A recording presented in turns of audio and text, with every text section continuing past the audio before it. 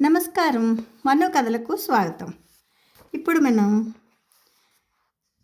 బెహ్రా వెంకట సుబ్బారావు గారు రచించిన నేతి బీరకాయలు అనే ఒక కథలోకి వెళ్తున్నానండి. ఇక కథ చదువుతున్నానండి.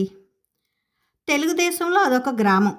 ఆదిశేషయ్య గారు డిఫెన్స్ సర్వీసెస్లో పనిచేసి సంవత్సరం క్రితం రిటైర్ అయ్యారు. ఆయనకి 4 సంతానం. పెద్దబ్బాయి రమేష్కి ఆ గ్రామంలోనే విలేజ్ డెవలప్మెంట్ ఆఫీసర్ ఉద్యోగం. రెండవ సంతానం లక్ష్మి 6 నెలల క్రితమే వివాహం చేశారు. తర్వాత అబ్బాయి హరి అనకాపల్లి కాలేజీలో చదువుతున్నాడు. ఆ తర్వాత అమ్మాయి పద్మ 10వ క్లాసు. ఉగాది పండక్కి ఆదిశేషయ్య గారి బావమరిది శంకరం బెజవాడ నుంచి సతీ సమేతంగా వచ్చాడు. అతనికి విజయవాడలో రైల్వేలో ఉద్యోగం. చిన్నప్పుడే తల్లిదండ్రులను పోగొట్టుకున్న శంకరానికి అక్క బావ చేరదీసి తమ పిల్లలతో పాటు పెంచి పెద్ద చేశారు. ఆ అభిమానము కృతజ్ఞత ఉన్నాయి శంకరానికి. అందుకే సెలవు దొరక్కపోయినా సిక్ చేసి మరీ ఉగాది పండక్కి అక్కగారింటికి వచ్చాడు. ఆ రోజు కొత్త అమావాస్య. ఆదిశేషయ్య గారి ఇల్లంతా సందడి సందడిగా ఉంది. కానీ వారి పెద్దమ్మాయి లక్ష్మికి మాత్రం మనసు బాగోలేదు. నిద్ర మంచం దీని దగ్గర నుంచి కాలిగాలిని పిల్లిలా అటూ ఇటూ తిరుగుతోంది. భర్త రాక కోసం నిరీక్షిస్తోంది. పెరట్లో మందార చెట్టు దగ్గర నిలబడి వీధిలోకి చూస్తోంది. అక్కడి నుంచి వీధంతా కనబడుతుంది. క్రితం రాత్రి 11 గంటల వరకు మేల్కొని భర్త రాక కోసం చూసింది. విశాఖపట్నం నుంచి ఆఖరి బస్సు ఆ గ్రామానికి రాత్రి 10:30కు వస్తుంది. ఆ బస్సులో తప్పక వస్తారని ఆశించిన లక్ష్మికి ఆశాభంగం అయింది. తెల్లవారింది. విశాఖపట్నం నుంచి మొదటి బస్సు 6:30కు వస్తుంది. అది కూడా వచ్చి వెళ్ళిపోయింది. తర్వాత 7:30కి మరో బస్సు. అందులో తప్పకుండా వస్తాడని ఎదురు చూస్తోంది. మందార చెట్టు దగ్గర నిలబడి, ఏమే తెలుగు తల్లి, మీ అమ్మ 4 సార్లు పిలిచింది, వినబడలేదా? పెరట్లో నూతి దగ్గర స్నానానికని వచ్చిన మేనమామ పలకరింపుతో ఈ లోకానికి వచ్చింది లక్ష్మి. లక్ష్మి తెలుగు సంవత్సరాల నాడు జన్మించింది. అందుకే మేనమామ శంకరం ముద్దుగా తెలుగు తల్లి అని పిలుస్తాడు. తిన్నగా వంటగదిలోకి వెళ్ళింది లక్ష్మి. మేనమామ పెళ్ళాం అనసూయ కుంపటి ముందు కూర్చొని రెండోసారి కాఫీ కలుపుతోంది. తన తల్లి వంట ప్రయత్నంలో పడింది. అత్తగారికి సహాయం చేస్తోంది కోడలు సరోజ. ఏమే, ఇంకా అలాగే ఉన్నావు, స్నానం చేయవా? వేడి నీళ్ళు చల్లారిపోతున్నాయి. అసలే చికాగ్గా ఉన్న లక్ష్మికి తల్లి మందలింపు కాస్త కోపాన్ని తెచ్చిపెట్టింది. నేను ఇంకా చేయనమ్మా, కూతురి జవాబుకు విస్తుపోయింది తల్లి. లక్ష్మి మనసు అర్థం చేసుకున్న మేనమామ భార్య అనసూయ ఆమెను సముదాయించాలనుకుంది. అబ్బాయి రాలేదనేగా నీ చికాకు? వస్తాడమ్మా, కాఫీ తాగి స్నానం చేసి అతను వచ్చేసరికి ట్రిమ్గా తయారై ఉండాలి. మనం అంటే పెందరాళ్లే లేస్తాం, కానీ మగాళ్ళంత వేగంగా లేస్తారా? మీ అన్నయ్య గారు చూడు, ఇప్పుడు లేచారు. మీ ఆయన కూడా ఇప్పుడే లేచి ఉంటాడు. నెమ్మదిగా ఏ 10 గంటల బస్సుకో బస్సు ఎక్కి భోజనం వేళకి వస్తాడు. అవును వదిన, సెలవు నాడు ఆయన 7:30 కానీ మంచం దిగురు. జ్ఞాపకం వచ్చింది లక్ష్మికి. మా అబ్బాయి 11 గంటలకల్లా రాకపోతే అడుగు, హామీ ఇచ్చింది అనసూయ. లక్ష్మి మనసు తాత్కాలికంగా కుదుటపడింది. ఆ రోజంతా భర్త రాక కోసం ఎదురు చూసి చూసి విసిగి వేసారింది. రాత్రి నిద్రపట్టల. మన్నాడు ఉగాది, తన పుట్టినరోజు. ఆయన వస్తారా రారా? ఏవేవో ఊహలు అపోహలు. ఆదిశేషయ్య గారు అల్లునికి పెద్ద కట్నం ఇచ్చి ఘనంగా పెళ్లి చేశారు. మగపెళ్లి వారు సంతృప్తిని వ్యక్తం చేశారు కూడా. అయితే ఒక విషయంలో మాత్రం లక్ష్మి అత్తగారు తీవ్ర అసంతృప్తికి గురయ్యారు. ఆ విషయం అత్తవారింటికి వెళ్ళాక లక్ష్మికి తెలిసింది. అప్పగింతల సమయంలో అత్తమామలకి బట్టలు పెట్టలేదు ఆదిశేషయ్య గారు. అది చాలా స్వల్పమైన ఖర్చు అయినా ఆ లాంఛనం జరుపబడలేదు. ఎంత బీదవాడైనా అప్పగింతల సమయంలో బట్టలు ఇస్తాడు అంటూ ఆ విషయాన్ని చీటికి మాటికి దెప్పుతూ ఉంటుంది అత్తగారు కోడల్ని.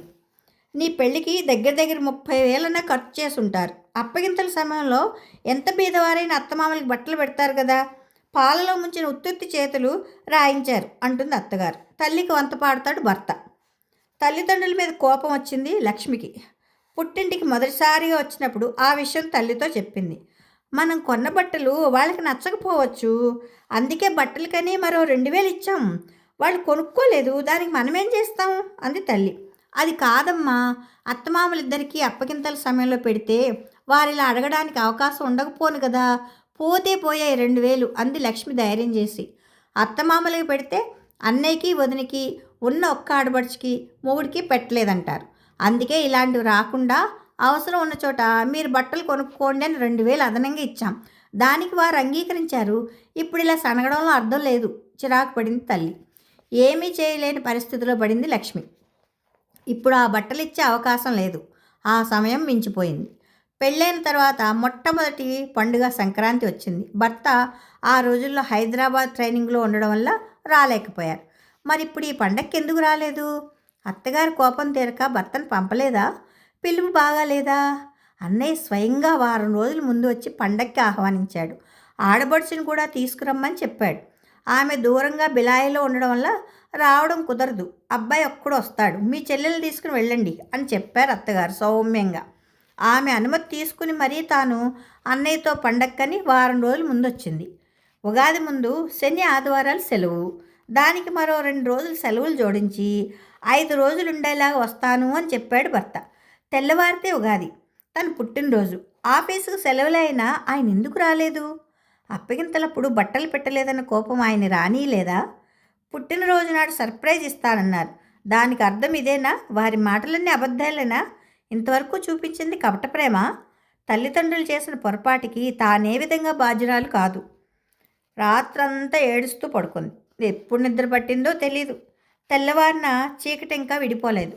తమ్ముడు చెల్లెలు, మామయ్య, పిల్లలు, పెద్దలు అంతా హడావుడిగా తిరుగుతున్నారు. ఇల్లంతా సందడిగా ఉంది.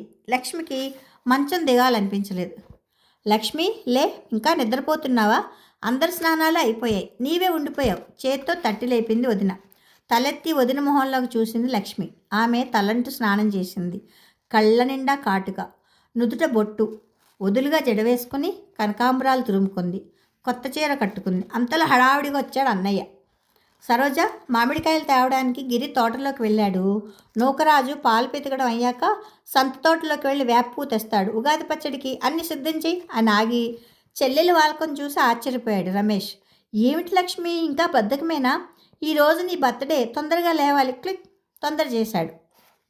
మీ బావగారు రాలేదు కదండి, పాపం బెంగ పెట్టుకుంది కామోస్ మీ చెల్లెలు. వేళాకోళం చేసింది సరోజ.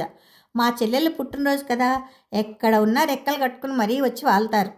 తప్పకుండా వస్తానని వాగ్దానం చేశారు కూడా. రాగానే నీ ఉగాది పచ్చడి మాత్రం పెట్టకు, చెప్పా చేయకుండా తిరుగు బస్సులో పారిపోతారు. భార్య మీద చెణుకు విసిరాడు రమేష్.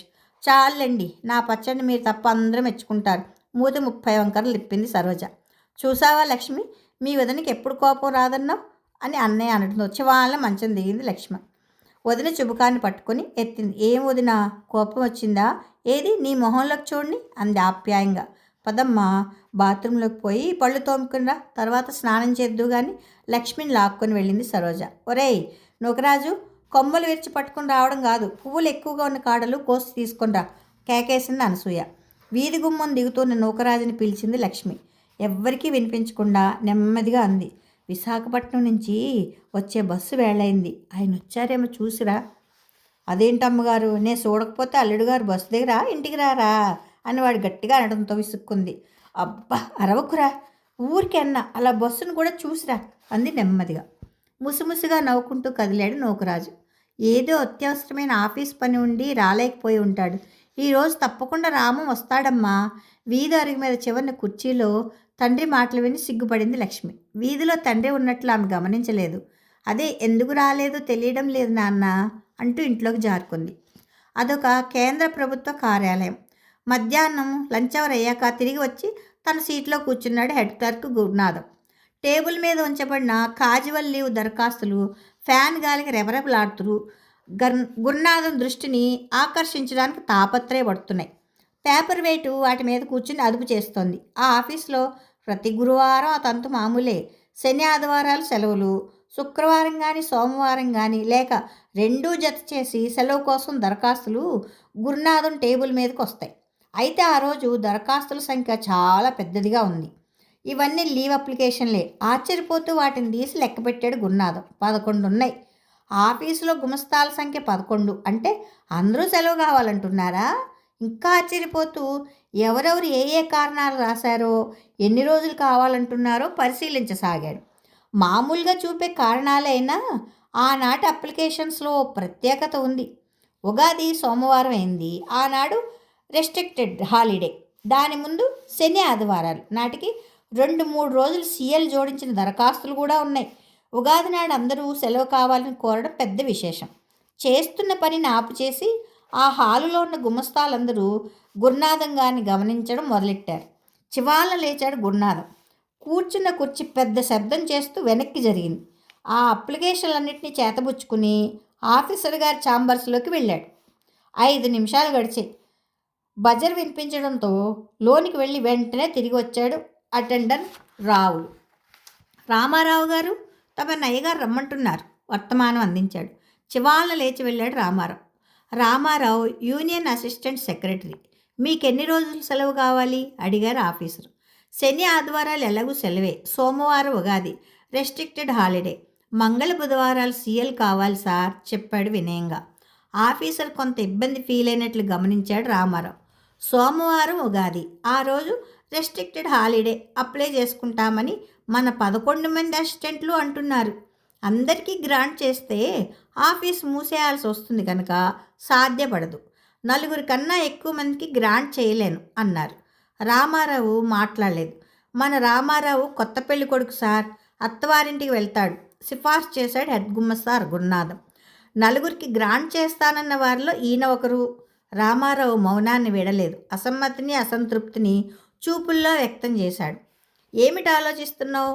మీలో 4 ఉగాది సెలవు ఎంజాయ్ చేయండి అన్నాడు గురునాథం. అందరూ ఆ రోజు ఆర్హెచ్ కావాలంటున్నారు సార్. ఈ పరిస్థితిలో నేనేమీ చెప్పలేను అన్నాడు రామారావు. పోనీ సాయంత్రం చెప్పండి. లేదు సార్ ఇప్పుడే చెప్తా అంటూ బయటికి నడిచాడు రామారావు. ఆఫీసరు గురునాథం ఒకరి మొహాలు ఒకరు చూసుకున్నారు. 5 నిమిషాలు గడిచాయి. గుమస్తాలందరూ ఆఫీసర్ గారి ఛాంబర్స్లోకి ప్రవేశించారు. మేమందరం తెలుగు వాళ్ళం సార్, తెలుగు సంవత్సరాది నాడు సెలవు కావాలి అన్నాడు చంద్రరావు. అది తెలుగువారి పండగ కదండి అన్నాడు భాస్కరం. మా ఫ్రెండ్స్ అందరూ స్టేట్ గవర్నమెంట్ ఎంప్లాయీస్ సార్, హాయిగా హాలిడే అనుభవిస్తారు. నాకు ఎంజాయ్ చేయాలని ఉంది. పేకాట్ ప్రోగ్రాం వేసుకున్న వెంకట్రావు బావురమన్నాడు. నన్నేం చేయమంటారు? ఆ రోజు మనకి సెలవు ప్రకటించలేదు, ఆర్హెచ్ ఇచ్చామన్నారు. తన అసహాయతను వ్యక్తం చేశారు ఆఫీసర్ గారు. తెలుగు సంవత్సరాది నాడు తెలుగువారికి సెలవు కాదనడం అన్యాయం కదండి వాపోయాడు పాపారావు.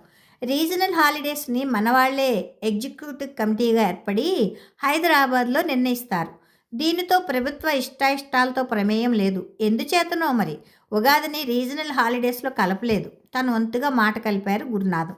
ఆ కమిటీలో తెలుగువాడు లేడేమో సార్ అనుమానం తెలియజేశాడు వెంకట్రావు. వెంకట్రావు జోక్కి అందరూ నవ్వుకున్నారు. ముసిముసిగా నవ్వారు ఆఫీసర్ గారు. మన యూనియన్ ఓ రిజల్యూషన్ పాస్ చేసి కమిటీకి పంపిస్తే బాగుంటుంది రామారావు గారు. కనీసం వచ్చే సంవత్సరానికైనా కన్సిడర్ చేస్తారు సలహా ఇచ్చాడు యూనియన్ ఎగ్జిక్యూటివ్ మెంబర్ విజయానందం. సరే ఇప్పటి సంగతి ఆలోచించండి తొందరపడ్డాడు పేకాట ప్రియుడు వెంకట్రావు. ఇస్తే అందరికి ఇవ్వాలి సార్. మాలో మమ్మల్ని ఎంపిక చేసుకోమనడం బాగోలేదు, మిత్రభేదం ఏర్పడుతుంది టకీమని అన్నాడు ధనుంజయ్. రామారావు మాట్లాడలేదు. ఆఫీసర్ గారు పెదవి కదపలేదు. 4కి గ్రాంట్ చేస్తానన్నారు కదా, బాగా అవసరం ఉన్న వాళ్ళు వాడుకోండి సలహా ఇచ్చాడు గురునాథం. అందరము తెలుగు వాళ్ళమే సార్, అందరికీ ఎంజాయ్ చేయాలని ఉంటుంది పట్టు విడవలేదు ధనుంజయ్. ఆ 4 పేర్లు ఆఫీసర్ గారినే చెప్పమనండి సార్, ఎలాగోలాగా సెలవు సంపాదించాలని వెంకట్రావు ఆశ. సార్ ఎలా చెప్తారండి, కొంతమంది ఫేవర్ చూపారని మీరే అంటారు తర్వాత, అందుచేత మీరే ఓ నిర్ణయానికి వస్తే మంచిది గురునాథం జవాబు. ఆ రోజు అందరూ సెలవు కావాలంటున్నారు. ఈ పరిస్థితులు ఎవ్వరూ విత్డ్రా కారు. మీకు అవకాశం ఉంటే అందరికీ గ్రాంట్ చేయండి, లేకపోతే లేదు అంటూ తేల్చేశాడు యూనియన్ అసిస్టెంట్ సెక్రటరీ రామారావు. నేను కూడా ఆంధ్రుణ్ణి. రేపు నా కూతురు అల్లుడు కొడుకులు కోడళ్ళు మనవలు పండగకి వస్తున్నారు. వారినందరినీ ఇంటి వద్ద వదిలి పండుగ పూట ఆఫీసుకు రావడం నాకు ఇష్టం లేదు. అయినా తప్పదు. I pity you. I am helpless in this matter. సానుభూతి మాత్రం చూపారు ఆఫీసర్ గారు. 4 రోజులు గడిచాయి. మళ్ళీ శనివారం వచ్చింది. అమ్మా బావస్తున్నారు వీధిలోంచి వస్తూ గుమ్ములో నుండే కేకేశాడు రెండో అబ్బాయి హరి. లక్ష్మి వదిన సరోజ ముందు గదిలో కూర్చొని కనకాంబరాలు దండగుచ్చుతున్నారు. తమ్ముడు కేక విన్న లక్ష్మి చివాలను లేచి వెనక గదిలోకి వెళ్ళింది. తలుపు వారుగా నిలబడింది. ఆమె వెనుకనే వెళ్ళి సరోజ అత్తగారికి వార్త అందించింది. రండి బావగారు, అన్నయ్య ఆహ్వానం వినిపించింది లక్ష్మికి. రాబోయిరా, రాజమండ్రి ఎక్స్ప్రెస్లో వచ్చావా? అభిమానంతో తండ్రి పలకరింపు. కుతూహలం చంపుకోలేక తలుపు సందులోంచి భర్తను చూసింది లక్ష్మి. రామం కుర్చీలో ఆసీనుడయ్యాడు. మంచినీళ్ళ గ్లాస్తో ప్రవేశించింది తల్లి. అంతా బాగున్నారా బాబు? అమ్మగారికి ఆరోగ్యం కుదుటపడిందని విని సంతోషించాం. అల్లుని కుశల ప్రశ్నలు వేసింది. అంతా బాగున్నారండి, మంచినీళ్ళు అందుకుంటూ సమాధానమిచ్చాడు రాము.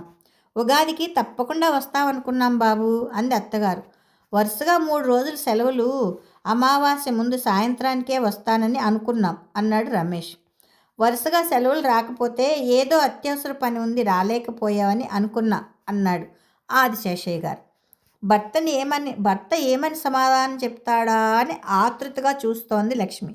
మీకోసం ఆ 2 రోజులు రోడ్డు మీదే మకాం వేశాను బావగారు, చిన్న బావమరిది మాటలు. లక్ష్మి పుట్టినరోజున తప్పకుండా వస్తారని అనుకున్నాం అన్నయ్య గారు, సరోజ పలకరించింది.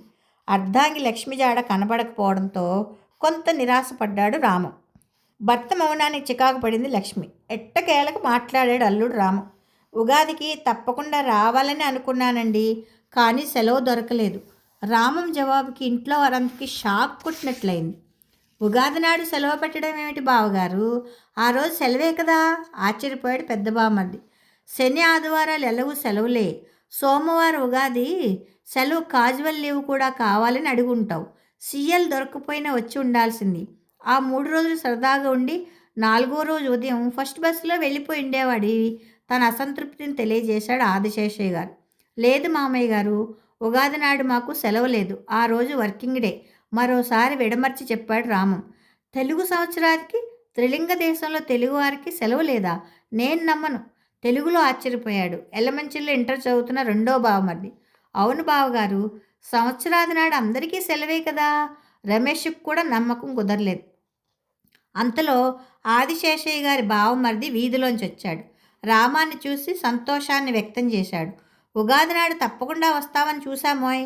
సంవత్సరాది నాడు మా తెలుగు తల్లి మొహం వెలవెలబోయిందంటే నమ్ము. నువ్వు రాకపోవడం వల్ల మాకు పండగలా అనిపించలేదు, పలకరిస్తూ నిష్ఠోరుక్తులు పలికాడు శంకరం. మామయ్య, బావగారు విశాఖపట్నం నుంచి మా చెల్లికి మల్లెపూలు తెచ్చారో లేదో తెలియదు కానీ పెద్ద మందార పువ్వులు మాత్రం తెచ్చి మా అందరి చెవుల్లోనూ పెడుతున్నారు, నవ్వుతూ చెలోక్తిని విసిరాడు రమేష్. మందారాలా? ఏవి కనపడవేం? ముద్ద మందారమా లేక రేఖ మందారమా? ముద్ద మందారం అయితేనే ముద్దుగా అందంగా ఉంటుంది, మరీ చమత్కరించాడు శంకరం. ఏమిటండి మీరు మరీను, భర్తను మందలించింది అనసూయ. లేకపోతే చూడు మామయ్య, తెలుగు సంవత్సరాది నాడు బావగారి ఆఫీస్కి సెలవు లేదట, ఫిర్యాదు చేశాడు చిన్న బావమర్ది హరి. వారందరినీ ఎలా నమ్మించాలో తెలియక తికమక పడ్డాడు పాపం రామం. అయినా ప్రయత్నించాడు. నిజమేనండి, కేంద్ర ప్రభుత్వ కార్యాలయాలకి తెలుగు సంవత్సరాదికి రెస్ట్రిక్టెడ్ హాలిడేయే కానీ క్లోజ్డ్ హాలిడే లేదు. మీరు రైల్వేలో ఆపరేటివ్ డిపార్ట్మెంట్లో పనిచేస్తున్నారు కాబట్టే మీకు హాలిడేస్ విషయం అంతగా తెలీదు. వీక్లీ ఆఫ్లు మాత్రమే చూసుకుంటారు. నమ్మకం లేకపోతే రేపు ఏ సెంట్రల్ గవర్నమెంట్ ఆఫీస్కైనా వెళ్ళి ఎంక్వైరీ చేయండి, అన్నాడు విసుగుని బయటపడనీయకుండా. బావగారు, శ్రీలంక వెస్టిండీస్ని ఇన్నింగ్ తేడాతో ఓడించిందని చెప్పండి, నమ్ముతాను, కానీ ఈ విషయం మాత్రం నమ్మను. అన్నగారి హయాంలో తెలుగువాడికి తెలుగు సంవత్సరానికి సెలవు లేదంటే ఆయన సహించరు అన్న అభిమాని ఆఖరు బావమర్ది హరి స్టేట్మెంట్. ఆ సమయంలో మామగారు ఆదిశేషయ్య గారు కలుగజేసుకోవడంతో కాస్త వెసులుబాటు కలిగింది రామానికి. అబ్బా, వీళ్ళది కేంద్ర ప్రభుత్వ కార్యాలయం లేరా? ఇదివరలో ఉగాదికి సెలవు ఇచ్చినట్టు జ్ఞాపకం, మరి ఇప్పుడు ఇవ్వడం లేదేమో, వెంటనే అందుకున్నాడు పెద్ద బావమర్ది రమేష్. నిజమే నాన్నగారు, ఇప్పుడు గుర్తుకొచ్చింది, ఆ రోజు వారికి సెలవు లేదు. ఉగాది నాడే మా తోడలిని దగ్గర నుంచి మనీ ఆర్డర్ వచ్చింది. చింతపండు కొనమని 100 రూపాయలు పంపారు. పండగ పూట మాకు సెలవు లేదు సార్ అంటూ వాపోయాడు పోస్ట్ మ్యాన్. రామం మనసు కుదుట పడింది. అంతా ఆశ్చర్యపోయారు. అదేమిటండి, మరి తెలుగు సంవత్సరాది అని అనుకోవడం ఎందుకు? విస్తుపోతూ అడిగింది సరోజ. అదొక నేతి పీరకాయ లాంటిదన్నమాట, నవ్వు ఆపుకుంటూ అన్నాడు రమేష్. అయితే మరో 2 రకాల నేతి బీరకాయలు చెప్పవా, అడిగాడు రైల్వే ఉద్యోగి శంకరం. చెప్పండి, ఉత్సాహంగా అన్నాడు శంకరం. గోదావరి ఎక్స్ప్రెస్ చూడండి, అది గోదావరి స్టేషన్లో ఆగదు సరికదా, దాన్ని తప్పించుకుని వేరే రోడ్డు మించి పోతుంది. సింహాద్రి ఎక్స్ప్రెస్ కూడా అంతే, అది సింహాచలం మొహమే చూడదు, వాల్తేరుతో సరి. అలాగే మరొక రైలు బృందావన్ ఎక్స్ప్రెస్, అది మద్రాసు బెంగళూరు మధ్య తిరుగుతుంది, కానీ బృందావన్ గార్డెన్ ఉన్న మైసూర్ పోనే పోదు. అంతా ఆశ్చర్యంగా వింటూ ఉంటే అందుకున్నాడు హరి. బావగారు, నేను ఒక రకం బీరకాయని చెప్తా. మా తెలుగు లెక్చరర్ గారి పేరు ధవళ సూర్యప్రకాశం గారు, కానీ ఆయన మసిబొగ్గుల నల్లగా ఉంటారు. మసిబొగ్గు ఆయన నిక్నేమ్. అంతా హాయిగా నవ్వుకున్నారు. తలుపు చాటున ఉన్న తెలుగు తల్లి లక్ష్మి పెదవిపై కూడా చిరునవ్వు నాట్యం చేసింది. ఈ కథ యువ మాసపత్రికలో ప్రచురించారండి. కథ బాగుంది. కథ మీకు నచ్చితే లైక్ చేయండి, షేర్ చేయండి, కామెంట్ చేయండి, సబ్స్క్రైబ్ చేసుకొని నన్ను ఎంకరేజ్ చేయండి ప్లీజ్. ఉంటానండి. ప్రేమతో మీ మను.